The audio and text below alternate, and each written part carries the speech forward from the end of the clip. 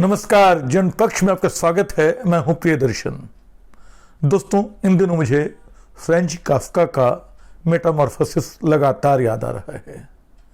ये कुछ अचरज में डालने वाली बात लग सकती है, क्योंकि ये कहानी या उपन्यासिका क्योंकि करीब 75 पृष्ठों के आसपास की है। ये छपी थी 1913 में, तो करीब 110 साल बाद, 112 साल बाद अचानक जर्मनी की इस कथा को हिंदुस्तान में मैं क्यों याद कर रहा हूँ। ये बता दूं कि काफ्का मेरे पसंदीदा लेखकों में नहीं है। उनको पढ़ते हुए एक तरह की घुटन होती है। उनका जो बहुत काला सा यथार्थ है, बहुत डरावना यथार्थ है, मुझे असुविधा से भर देता है। इसके बावजूद काफ्का मुझे याद आ रहे हैं और मेटामॉर्फोसिस याद आ रहा है। क्यों? वैसे मेटामॉर्फोसिस की कहानी आपको याद होगी। मैं बस याद दिला दूं कि उसमें ग्रेगोर सामसा एक किरदार है जो एक सुबह उठता है तो पाता है कि वो तिलचट्टे में बदल गया है। उसके बाद के अगले 50 पृष्ठ उसको इस हकीकत को अंगीकार करने में कि वो तिलचट्टे के रूप में कैसे जी रहा है और उसके परिवार के साथ उसके बर्ताव को लेकर दर्ज हैं। तो फ्रेंच काफ्का की इस कहानी को या खुद फ्रेंच काफ्का के पूरे लेखन को बहुत लोग खारिज करते रहे हैं। जिसे एक लेखक को मैं बहुत पसंद करता रहा, हावर्ड फास्ट, जिसके उपन्यास स्पार्टाकस, जिसका हिंदी में अनुवाद अमृत राय ने आदि विद्रोही के नाम से किया था, और माई ग्लोरियस ब्रदर्स, जिसका अनुवाद समरगाथा के नाम से हुआ। ये दोनों हम सब के पसंदीदा उपन्यासों में हैं हावर्ड फास्ट के। हावर्ड फास्ट की एक छोटी सी किताब है लिटरेचर इन रियलिटी। उस किताब में काफ्का की हावर्ड फास्ट ने जम के खबर ली है। वो कहता है कि कैसा लेखक है जो मनुष्य को तिलचट्टे में बदल देता है। वो कहता है कि ये जर्मन पेटी बुर्जुआ भी ऐसा तिलचट्टा नहीं हो सकता है।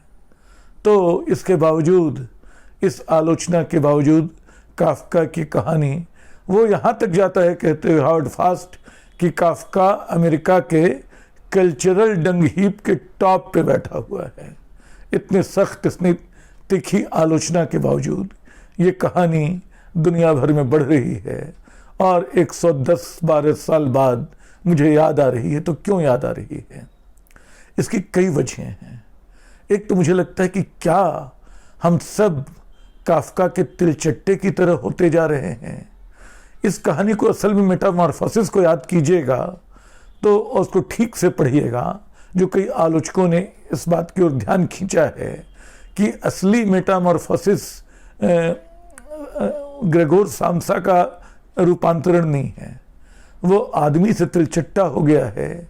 ये एक युक्ति भर है किसी कथा को आगे बढ़ाने की।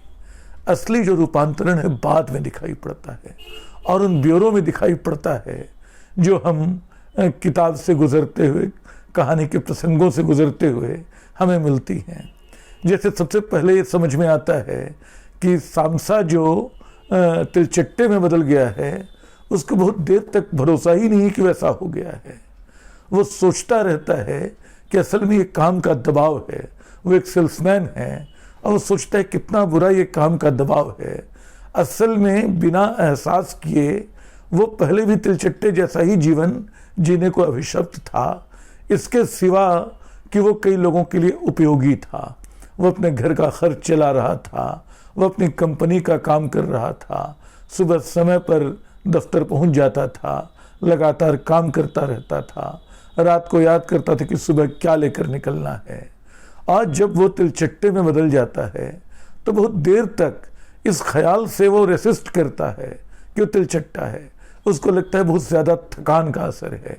वो बार बार सोचता है कि कपड़े बदल के निकलेगा। उसको लगता है कि अरे देर हो गई, ये 6:45 बज गए, अरे 7 बज गए, 7:15 बज गए।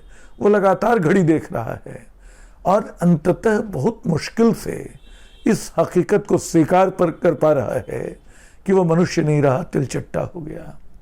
इसके दूसरे सिरे पे उसके घर के लोग, उसकी कंपनी का जो एक चीफ क्लर्क आया है, वो समझ नहीं पा रहे हैं क्या हो गया।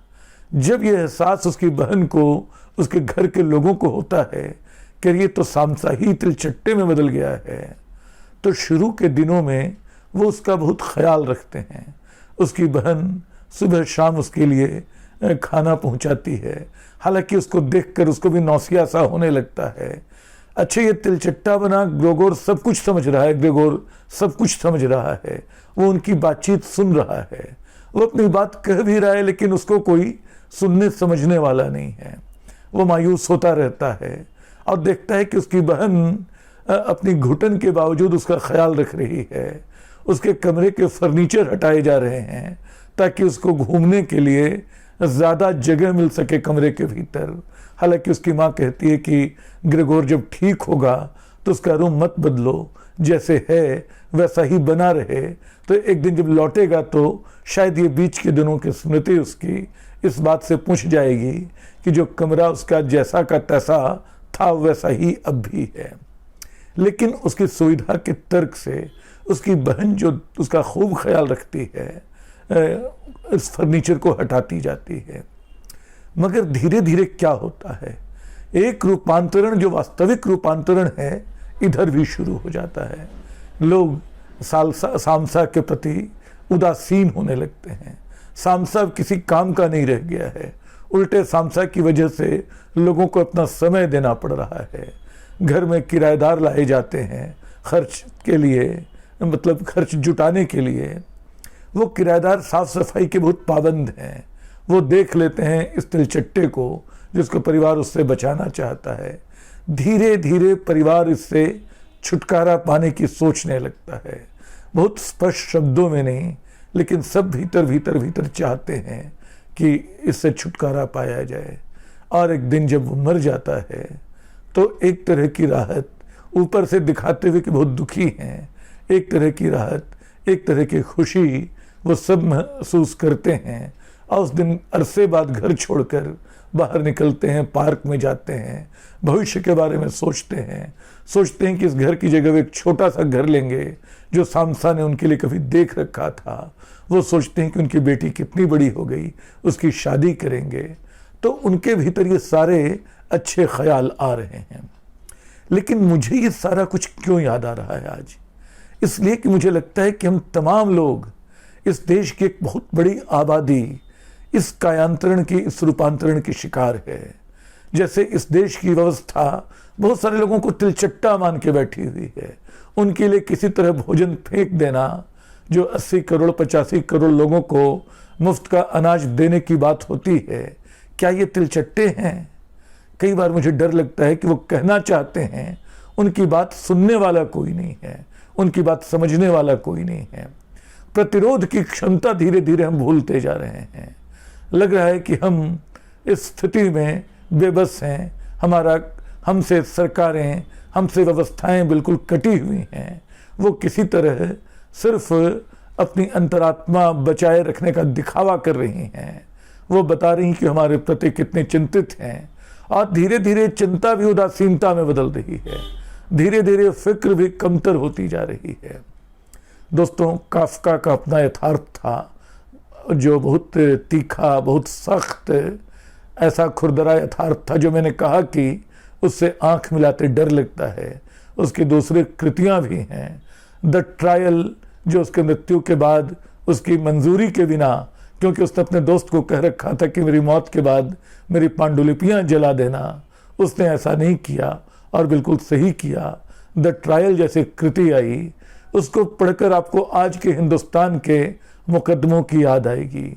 और भी कई बातें हैं हमारे घरों परिवारों के भीतर।